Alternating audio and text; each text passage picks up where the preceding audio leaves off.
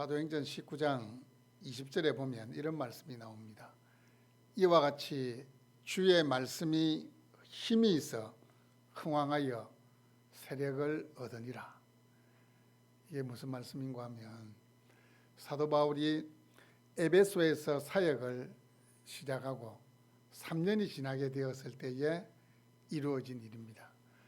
하나님의 말씀이 힘이 있어 흥왕해서 온 곳에 하나님의 말씀이 퍼졌다는 겁니다. 이게 무슨 말씀이냐? 에베소에 복음이 전해지고 또 에베소에서 바울이 사역한 결과 믿는 자의 수가 많아졌다는 겁니다. 오늘 읽었던 이 골로새서는 골로새에 있는 교인들에게 사도 바울이 보낸 서신입니다. 사도 바울이 보낸 서신인데 이 골로새 교회하고 에베소 교회는 조금은 연관성이 있습니다. 어떤 연관성이 있는가 하면 에베소 교회에서 예수 믿은 한 성도 가운데에 복음에 뜨거운 열정을 가졌던 한 사람이 에베소에서 한 150km 떨어져 있습니다. 떨어져 있는 그 골로새에 가서 복음을 전해서 교회를 개척하고 세웠습니다. 이 골로새서를 읽어보면, 특별히 7절을 읽어보면 그 사람이 누군가 하면 에바브라라고 이렇게 소개하고 있습니다. 우리가 생각할 때 이 골로새서는 바울이 골로새 교회에 보낸 편지이기 때문에 당연히 바울이 이 골로새 교회를 개척했을 것이다 생각하겠지만 바울이 세운 교회가 아니고 에바브라가 에베소에서 복음을 듣고 자신의 고향인지는 모르겠지만 그 골로새로 가서 복음을 전해서 세운 교회가 골로새 교회입니다. 그런데 이 골로새 교회가 바울이 직접 세운 교회는 아니었지만 은혜 가운데 막 성장을 하고 있었어요. 은혜 가운데 성장하고 있었는데 어떤 문제가 생겼느냐? 이단 사상이 침투한 겁니다. 그런데 지금 우리나라에 이단들이 참 많잖아요. 이단들이 정말 많은데 이 초대교회 시절 불과 교회가 세워지고 채 30년이 지나기 전에 30년이 아닙니다. 세워지고 얼마 지나지 않아서 교회 안에 이단 사상들이 생겨나게 되었는데 그 첫 번째가 뭐냐면 유대주의입니다. 유대주의는 뭐 하는 거냐면 예수를 믿어도 율법을 지켜야 된다. 그리고 구원받은 사람으로서의 표식인 할례를 받아야 된다. 예수 믿는 사람이면 구별된 이 모습이 있어야 되지 않느냐라고 하면서 율법을 강조하는 겁니다. 이건 이제 유대교에서 기독교로 개종한 사람들이 자신들만의 특별한 것을 이야기하기 위해서 이 유대주의를 강조한 겁니다. 또 하나는 이게 정말로 중요한데 영지주의라는 이단이 있습니다. 영지주의를 이렇게 좀 듣기 쉽게 이야기하면 영은 선한 거고 육은 악한 거다고 이야기하면서 예수님이 이 악한 육신을 입지 않았다. 예수님은 영적으로 오신 거다. 그거부터 시작해서 예수님이 영적으로 오신 건데 사람들이 이렇게 이 착각해가지고 가짜로 예수님 나타나신 건데 예수님을 보았다라고 이야기하는 것부터 시작해가지고 또 어떤 문제가 영지주의에서 생겼냐면 영지주의는 지혜를 강조합니다. 깨달음을 강조합니다. 구원을 받은 자라면 특별한 지식을 가지고 있어야 된다. 지식을 가지고 있어야 된다. 이 특별한 지식을 가지기 위해서 부단히 노력하고 배워야 된다라는 것을 주장하면서 복음을 이상하게 만들어버리는 거예요. 그런데 이 영지주의 이단은 여러분 지금 우리나라에 있는 이 이단들하고도 맥을 같이 합니다. 이단들의 특징이 뭡니까? 자기들만이 진리를 가졌다고 이야기합니다. 자기들만이 특별하다고 이야기합니다. 자기들 교회만이 구원이 있다고 이야기합니다. 지금 이단들의 뿌리가 어디라고요? 쫙 올라가면 영지주의 이단입니다. 거기서부터 시작이 된 겁니다. 그리고 또 이단들의 특징이 뭐냐면 이 구원의 완성을 위해서는 예수님 외에 더하기가 있어야 된다. 플러스가 있어야 된다라고 이야기합니다. 여러분 예수님 외에 다른 게 필요합니까?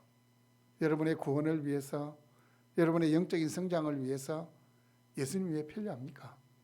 필요 없습니다. 혹시 누군가가 여러분과 함께 있는 지인 중에서 야, 예수 외에 다른 거 있어야 된다, 뭔가를 이야기하면 그 사람은 뭡니까? 100% 이단입니다. 신천지든지 여호와 증인이든지 아니면 뭐 몰몬교든지 이상한, 또 요즘 새로 생겨난 이단들이 하도 많아가지고 예수 외에 다른 것을 이야기하면 그건 100% 이단입니다. 오직 예수입니다. 우리가 평생 추구해야 될 것이 있다면 그것은 바로 예수 그리스도입니다. 여러분, 우리 인생의 목표가 예수님이 돼야 돼요. 우리 인생의 목표가 예수님이 돼야 인생의 후회가 없어요. 인생의 목표가 예수님이 안 되고 다른 데 가 있으면 꼭 인생의 후회가 생겨요. 예. 자신을 바라보면 자책하는 마음이 생기게 되고, 예수님이면 충만합니다. 오직 예수로 내가 충만한 삶을 살겠다. 하나님, 나의 머리부터 발끝까지 예수님으로 충만케 해주십시오. 여러분, 이 소원을 가져야 돼요. 여러분, 바울은 골로새 교인들을 만나본 적이 없어요. 골로새 교회는 누가 개척했다고요? 에바브라라는 사람. 에베소에서 복음을 들은 에바브라가 개척한 교회가 골로새입니다. 이 에바브라의 부탁으로 이 골로새 교회에 서신을 적어 보낸 것이 골로새서인데, 이 골로새서 안에 이제 이 유대주의나 영지주의 같은 이런 이단들이 들어와 가지고 이 교회를 혼란스럽게 만드니까 이 에바브라가 로마 감옥에 있는 바울을 찾아간 거예요. 그래서 교회 사정을 이야기하고, 우리 교회에 어떤 해결책이 필요하다 이렇게 이야기했을 때 바울이 그 감옥에서 이 골로새 교회를 위한 특별한 서신을 적어서 보낸 것이 골로새서입니다. 여러분, 우리가 지난주 설교했던 빌립보서에서는 이 바울이 이 빌립보 교회 서신을 보낼 때에 자신을 누구로 소개했습니까? 예수 그리스도의 종이라고 했습니다. 종이라고 소개했어요. 오늘은 누구로 소개하고 있습니까? 오늘 말씀해 보시면 하나님의 뜻으로 말미암아 그리스도의 예수의 사도된 바울. 빌립보서는, 이 빌립보 교회는 바울하고 특별한 관계, 아주 친밀한 관계에 있었기 때문에 특별히 자수의 사도된 권위를 주장할 필요도 없어요. 그런데 이 골로새는 사도 바울이 만나본 적도 없고 자신이 세운 교회도 아니고 서신을 통해서 하나님의 뜻을 전하기 때문에 자신이 누군가를 밝힐 필요가 있는 거예요. 나는 예수 그리스도의 사도로서 너희 골로새 교회에 이 하나님의 말씀을 전할 수 있는 위치에 있다라는 사실을 알려야 되기 때문에 예수 그리스도의 사도, 내가 그냥 사서로이 보낸 편지가 아니고 이건 공적인 편지다, 그걸 강조하기 위해서 사도라는 사실을 밝히고 있습니다. 하나님의 뜻으로 말미암아, 이 말은 내가 되고 싶어서 된 것이 아니고 하나님이 나를 강권적으로 선택해서 나를 복음 전하는 사도로 세웠다. 이 하나님의 뜻으로 말미암아 여러분에게도 적용되는 말씀이에요. 네. 하나님이 여러분을 여러분의 의지와 관계없이 선택하시고 예정하시고 때가 되면 불러주신 거예요. 누구든지 우리가 내가 예수 믿어야 되겠다 생각하고 예수 믿는 사람 거의 없어요. 다 보면 부모님이 예수 믿는 사람이니까 부모님 때문에 예수 믿게 되는 경우가 있고, 아니면은 친구의 소개로 한번 오게 됐는데 그 발걸음이 천국까지 이어지는, 뭐 때문에요? 하나님의 뜻으로 말미암아. 내 뜻이 아니고 하나님의 뜻이기 때문입니다. 그리고 이 하나님의 뜻으로 말미암아라는 이 고백 속에는 바울의 철저한 소명의식이 들어 있습니다. 내가 되고 싶어서 된 것이 아니고 하나님이 되게 하셨기 때문에 내 인생은 하나님의 손에 붙잡혀 있다. 그래서 사도 바울이 복음을 전하는 가운데에 그 숱한 고난, 역경, 어려움, 죽을 뻔한 고비도 몇 번이나 넘겼지만 어떻게 했습니까? 포기했습니까? 포기하지 않았습니까? 포기하지 않았어요. 뭐 때문에 그래요? 이건 내가 하고 싶어서 하는 것이 아니고 하나님이 하게 하시는 거기 때문에 하나님이 책임지신다라는 그 믿음이 있었기 때문입니다. 근데 오늘 1절에서 함께 사역하고 있는 디모데를 소개할 때에 호칭을 누구라고 이야기하고 있습니까? 한번 보세요. 형제 디모데. 보통 이제 우리 교회에서 이제 좀 이제 젊은 청년들을 이제 이렇게 호칭할 때, 제가 이제 호칭할 때 이렇게 형제라고 호칭합니다. 형제, 누구누구 형제 이렇게 호칭하는데, 그런데 이 형제라는 호칭이 이게 보통의 말이 아닙니다. 헬라어로 이야기하면 아델포스거든요. 아델포스는 아하고 델포스가 합쳐진 건데, 아라는 말은 함께라는 뜻입니다. 함께, 같이라는 뜻이에요. 델포스는 엄마 자궁을 이야기해요. 그럼 형제가 뭡니까? 같은 엄마 자궁에서 나온 사람들이 형제예요. 맞잖아요. 우리 형제는 뭡니까? 같은 엄마 배에서 나왔기 때문에 우리가 형제잖아요. 그럼 예수 믿는 사람을 형제라고 호칭하는 건 뭡니까? 예수 그리스도의 보혈로 맺어진 가족이라는 뜻입니다. 이 형제가 보통이 아니에요. 여러분, 또 이렇게 우리가 이렇게 믿음 안에서 형제와 자매인데 이게 왜 소중하냐?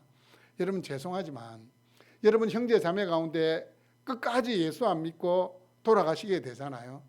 그러면 우리의 인연은 어디까지가 끝입니까? 이 땅에서 끝입니다. 죄송하지만 이 땅에서 끝입니다. 하지만 믿음 안에 있는 형제 자매는 우리는 어떻게 됩니까? 이 땅에서도 형제 자매이지만 저 천국에서도 영원토록 우리는 형제 자매입니다. 그만큼 소중하다는 겁니다. 우리의 관계가 그만큼 소중한 겁니다. 그리고 바울이 디모데를 형제로 호칭하는 것은 디모데도 나와 똑같은 권위를 가진 사람이다, 자신의 동력자로 인정하는 거예요. 제가 이렇게 형제를 호칭하잖아요. 제가 박성환 형제 이렇게 형제를 호칭한다는 것은 저와 똑같은 하나님의 자녀라는 겁니다. 이 어마어마한 뜻이 담겨 있는 것이 형제라는 이 호칭입니다. 뿐만 아니고 2절을 보시면 이 골로새 교인들을 누구로 호칭합니까? 형제들이라고 호칭을 합니다. 형제들. 바울이 얼굴로 한 번도 대면한 적이 없지만 골로새 교인도 뭡니까? 믿음 안에 있는 자신의 형제들. 바울이 형제들이라고 표현하는 것은 자신과 동등하다는 겁니다. 다 우리는 하나님의 자녀라는 겁니다. 그 사실을 일깨워주기 위해서 골로새 교인들을 형제들이라 이렇게 호칭하고 있습니다. 그런데 그냥 형제들이 아닙니다. 어떤 형제입니까? 신실한 형제들. 이 신실한이라는 말이 제가 전에 설교했을 때 말씀드렸습니다. 이 신실한이라는 말이 진짜 중요한 말입니다. 신실하다. 저 사람 정말 신실하다. 이게 뭡니까? 다른 말로 하면 믿음직하다. 신뢰가 가는 사람이다. 그 말이에요. 앞과 뒤가 똑같은 사람이다. 앞에서는 이 말 해놓고 뒤에서는 저 말 하는 사람이 있어요. 앞에서는 막 웃는 얼굴로 천사 같은 얼굴로 하지만 돌아서면 막 이상한 말 하는 사람이 있어요. 그 사람은 신실한 사람 아니에요. 신실하다는 것은 앞이나 뒤나 어제나 오늘이나 똑같은 사람. 우리 예수 믿는 사람이 이런 신실한 사람이 돼야 돼요. 신뢰를 주는 사람이 돼야 돼요. 신뢰. 믿을 수 있는 사람이 돼야 돼요. 그래서 아마 하나님이 우리를 보실 때도 신실한 형제들 이렇게 아마 여기실 겁니다. 여러분, 이 바울이 골로새 교회 성도들에게 신실한 형제들이다 이렇게 표현하는데 또 이유가 있습니다. 이 골로새라는 이 도시는 이 바울 이전에는 아주 큰 성이었고 인구도 많았다고 합니다. 그런데 무슨 문제가 생겼냐면 한 60년경에 주 60년경에 이 골로새에 큰 두 번의 지진이 일어났습니다. 두 번의 지진이 일어나가지고 이렇게 막 도시 전체를 흔들어 버리니까 어떻게 되겠습니까? 지금처럼 이렇게 이게 과학이 발달하고 건설업이 발달하면 이게 도시를 재건하는데 이 시간이 조금 단축이 되겠지만 2000년 전이니까 어떻습니까? 도시가 파괴되면 모든 경제적인 기반이 무너지는 겁니다. 그래서 많은 사람들이 주위에 있는 도시들로 떠나버렸습니다. 떠나버렸어요. 라오디게아로 가버리고 히에라폴리스로 가버리고 또 들어는 저 멀리 있는 에베소로까지 이주해 가버리고. 그래서 이 골로새라는 이 도시가 바울 동시에는 이렇게 막 축소되고 있는 도시 가운데 하나였습니다. 그런데 바울이 그 골로새에 있는 교인들에게 신실한 형제들이라 이렇게 이야기하는 것은 경제적으로 어려워졌음에도 불구하고 여전히 자신들이 세우고 신앙생활하고 있는 그 교회를 지키고 있는 자들이기 때문에 신실한 형제들이다 이렇게 표현하고 있는 겁니다. 그래서 바울은 이어지는 인사말에서 우리 아버지 하나님으로부터 은혜와 평강이 너에게 있을지어다. 이 바울 서신을 읽어보면 계속해서 은혜와 평강이 있을지어다. 은혜와 평강. 여러분 이게 있어야 우리가 삽니다. 우리 하나님 은혜로 살아갑니다. 우리 하나님 은혜로 살아가요. 하나님 우리에게 주셔서 모든 걸 주셔서 누리기 때문에 우리가 살아가는 겁니다. 오늘 아침에 해가 뜨고 해가 지는 것도 그 하나님의 은혜입니다. 여러분 이 광활한 이 우주를 모르죠. 이 광활한 우주 속에서 지구라는 것은 아주 작은 행성에 불과합니다. 수천 수억 개의 행성들이 있지만 정확하게 궤도를 이탈하지 않고 운행되게 하시는 거 누가 하시는 겁니까? 하나님 하시는 거예요. 그게 하나님의 은혜입니다. 여러분 우리는 지금 막 이렇게 자유롭게 숨을 쉬고 있으니까 이 산소의 중요성을 모르는데 정확하게 산소와 이산화탄소의 비율을 맞추고 이 산소를 우리가 흡입하고 이 지구상에서 계속해서 산소가 공급될 수 있도록 하시는 분은 그건 하나님의 섭리입니다. 생각해보면 모든 것이 하나님의 은혜입니다. 그래서 하나님의 은혜와 평강, 이 하나님의 은혜를 아는 자들이 누리게 되는 것이 평강입니다. 여러분 돈이 많다고 마음의 평강 누리는 게 아닙니다. 하나님을 아는 자들이 누리는 것이 마음의 평강입니다. 자, 이 바울 시대만 하더라도 여러분 이 성경책이 있었겠습니까? 없었겠습니까? 성경은 없습니다. 그럼 지금 이 에바브라가 바울이 전해준 이 서신을 가지고 우리처럼 이 예배 시간에 바울이 양피지에 쓴 그 서신 두루마리 줄줄줄 펴가지고 이렇게 쭉 읽어주는 것이 하나님의 말씀이었습니다. 자, 바울이 이 에바브라가 바울이 써준 이 서신을 이제 읽습니다.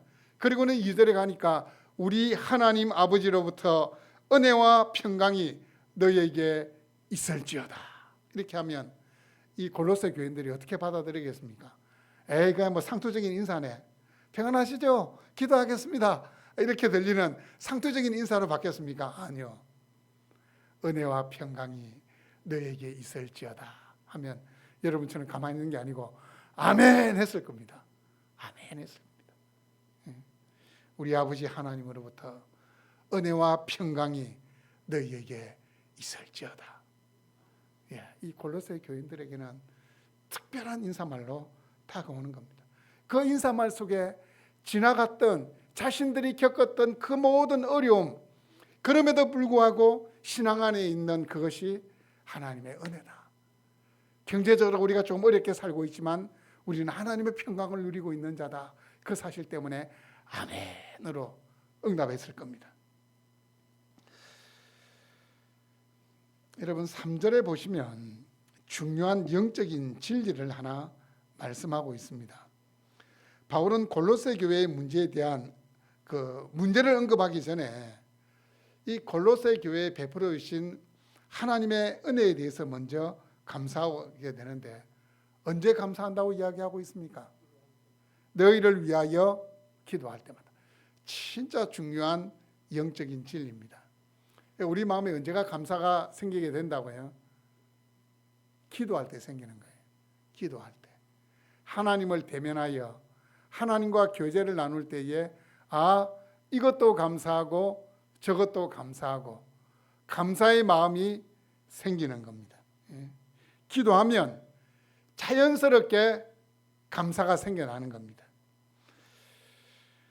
여러분 바울은 골로새 교회 성도들에게 상투적으로 감사하다 그렇게 인사하고 있는 것이 아닙니다. 그 감사는 매일매일 기도를 통해서 지속적으로 자신의 마음에 생겨난 것이 뭐라고요? 감사입니다. 감사.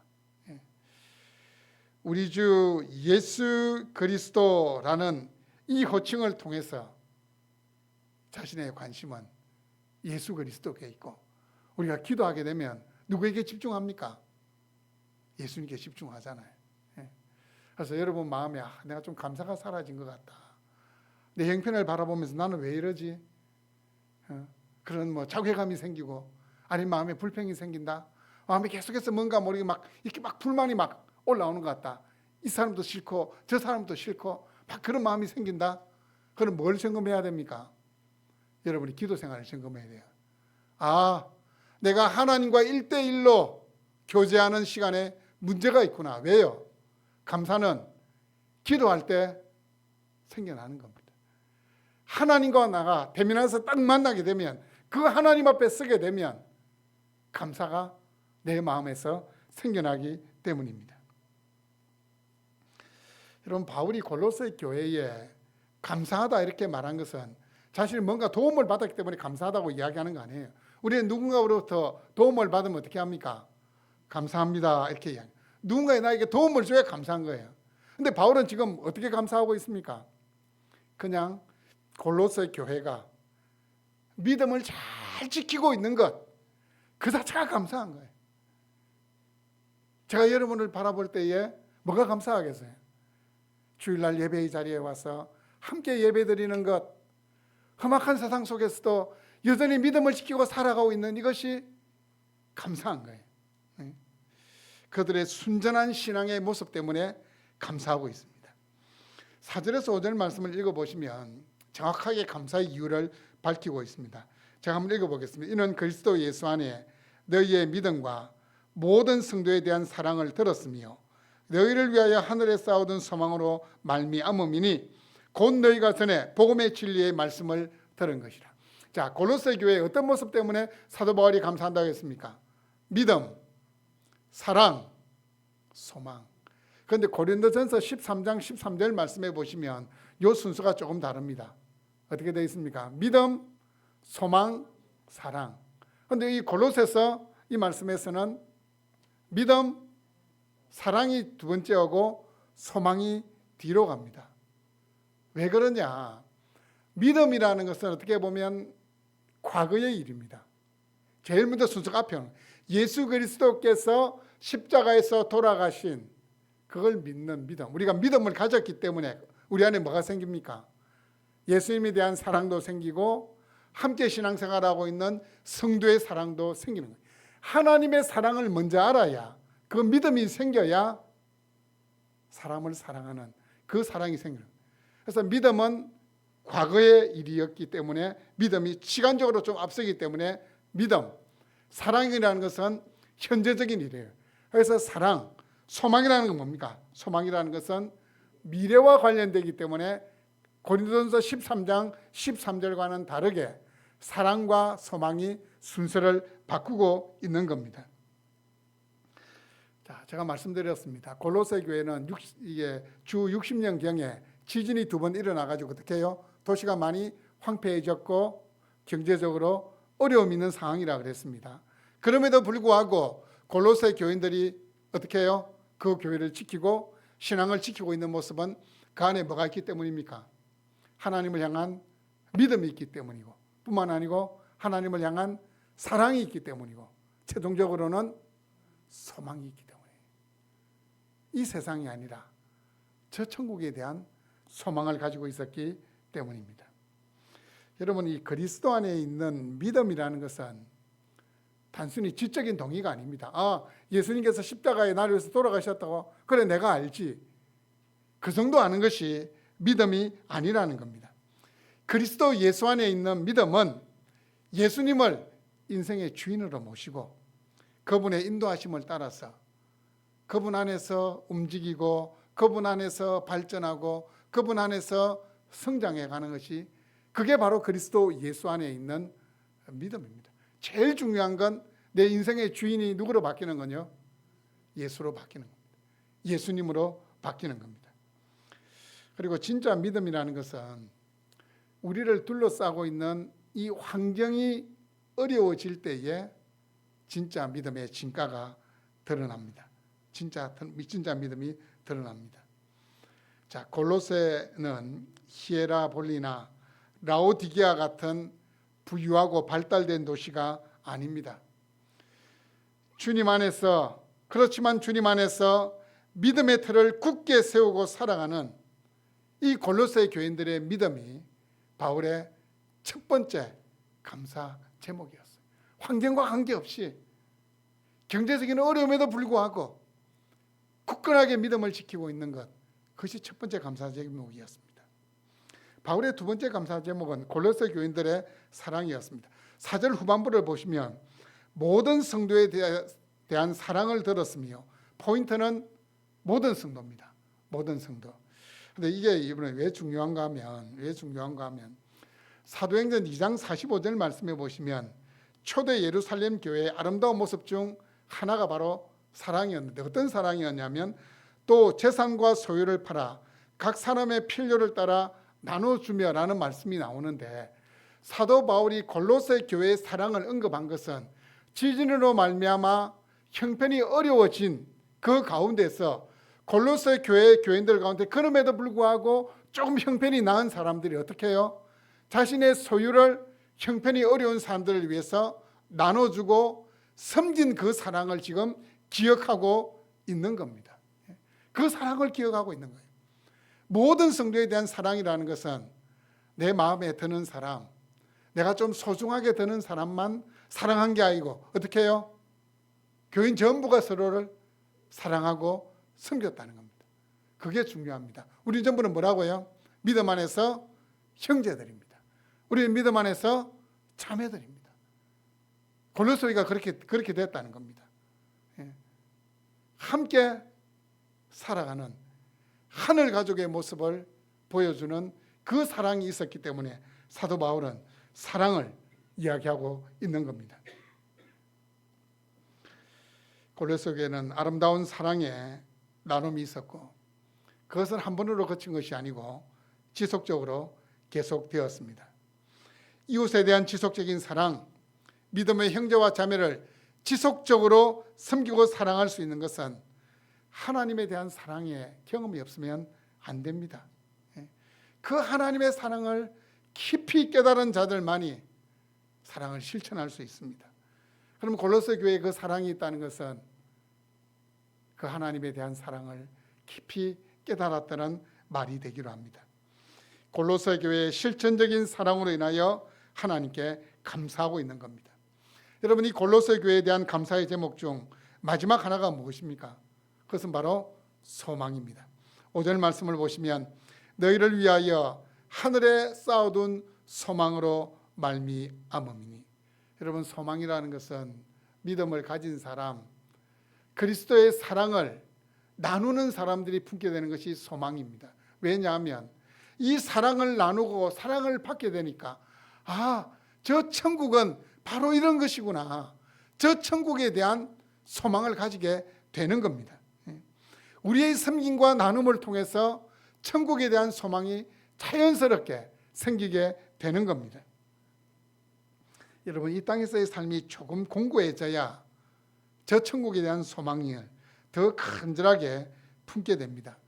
그리고 소망을 가진 자는 이 땅에서 손해보고 인내하는 삶을 그냥 기꺼이 살아가는 자들입니다. 왜냐하면 이 땅에서의 삶이 다가 아니기 때문입니다. 그래서 오늘 말씀해 보니까 하늘에 쌓아둔 소망이다, 이렇게 이야기합니다. 쌓아두었다라는 이 말은 미래에 사용하기 위해서 비축하는 건데, 지금 식으로 이야기하면 뭐 하는 겁니까? 저축하는 겁니다. 저축하는 거. 뭘 저축한다는 겁니까? 우리가 하늘에 소망을 쌓는 것은 뭘 가지고 쌓아둡니까? 우리의 믿음을 쌓는 거고 우리의 사랑을 쌓는 것이 하늘에 쌓아둔 소망입니다. 당시에 부유했던 에베소나 라오디게아 같은 도시에 있던 사람들은 그들의 소망이 뭡니까? 더 많이 가지고 더 안락한 삶을 사는 게 그들의 소망이었습니다. 하지만 공고한 중에 있던 골로새 사람들의 소망은 무엇일까요? 저 천국에서의 그 영원한 삶이 그들의 진짜 소망이 되었다는 겁니다. 예수 그리스도가 그들의 궁극적인 삶의 목표가 되었다는 겁니다.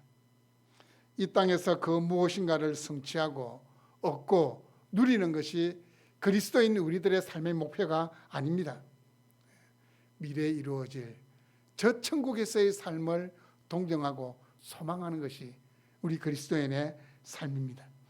여러분 안에 이 소망이 있습니까? 예, 저 천국에 대한 소망. 이 땅에서 우리가 누리고 있는 거 좋은 거 참 많아요. 그럼에도 불구하고 나는 이 땅에서의 삶보다 저 천국에서 우리 주님과 함께하는 그 삶을 더 동경하고 있다.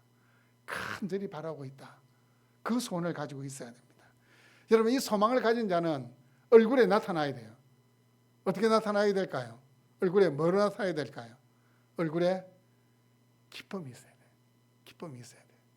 자, 여러분 얼굴을 이렇게 자세히 봅니다. 자세히 보면 여러분, 특별히 이 소망을 가진 자는 예배 드릴 때, 이 예배 드리는 장소, 이 예배당으로 들어올 때에 어떤 얼굴이 돼야 될까요? 이렇게 와야 될까요? 이렇게 인상을 막 쓰고, 죄송합니다, 그분 안에는 아직까지 이 소망이 없어서 그래요. 이 소망이 있는 자들은 가장 기쁜 시간이 뭐여야 될까요? 예배하는 시간이, 하나님을 예배하는 시간이 가장 기쁜 시간이 돼야 돼요. 얼굴이 활짝 펴져야 돼요. 예배 시간에는 표정 없이 이렇게 있다가 밥 먹는 시간에 얼굴이 활짝 펴지면 여러분의 소망은 예배가 아니고 주님이 아니고 먹는 것이 될 수가 있습니다. 이 소망을 가진 자는 얼굴을 통해서 나타나야 돼요. 얼굴을 통해서 나타나요. 여러분 그렇게 기도하십시오. 하나님, 저에게 소망을 주셔서 이 소망이 내가 말하지 않아, 내 안에 있는 이 소망이 내가 말하지 않아도 내 얼굴을 통해서 나타나는 삶을 살게 해 주십시오 라고 그렇게 기도해야 됩니다. 사랑하는 여러분, 죄악 많은 세상 가운데서 믿음으로 살아가려고 하는 여러분이 하늘에 쌓아두는 소망이 될 줄로 믿습니다. 주님이 우리를 사랑해 주신 것처럼 모든 성도를 향한 사랑의 수고와 섬김이, 나눔이 저 천국에 쌓이는 우리의 소망이 될 줄로 믿습니다. 샤르트르라는 철학자가 있었습니다. 이 사람이 말년에 병상에서 이렇게 글을 썼습니다. 절망이 나를 유혹하려고 또 온다. 나는 눈에 보이는 이 세상은 더럽고 악하고 소망이 없다.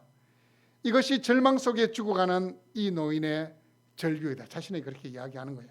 그러나 나는 절망하지 않으려고 애를 쓴다. 나는 소망을 갖고 죽을 것이다.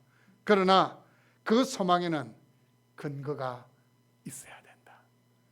소망에는 변하지 않는 뭔가의 근거를 가지고 있어야 그것이 소망입니다. 여러분의 소망의 근거는 뭡니까? 저는 제 소망의 근거는 영원히 변하지 않는 예수 그리스도가 제 소망의 근거입니다. 찬송가 488장에서 이 몸의 소망 무언가 우리 주 예수뿐일세 라고 노래하고 있습니다. 여러분, 이번 한 주간 이미 믿음이 있고 이미 하나님의 사랑을 나누며 살고 있는 여러분, 변하지 않는 유일한 소망의 근거가 되시는 그 예수 그리스도로 말미암아 여러분 심령에 샘솟는 기쁨이 있게 되기를 축복합니다. 그 소망으로 말미암아 환경이 어떻게 변하든지, 나를 둘러싸고 있는 사람들이 나를 어떻게 대우하든지에 관계없이 그 소망 때문에 여러분 얼굴에 기쁨이 드러날 수 있는 한 주간이 될 수 있기를 주님의 이름으로 축복합니다.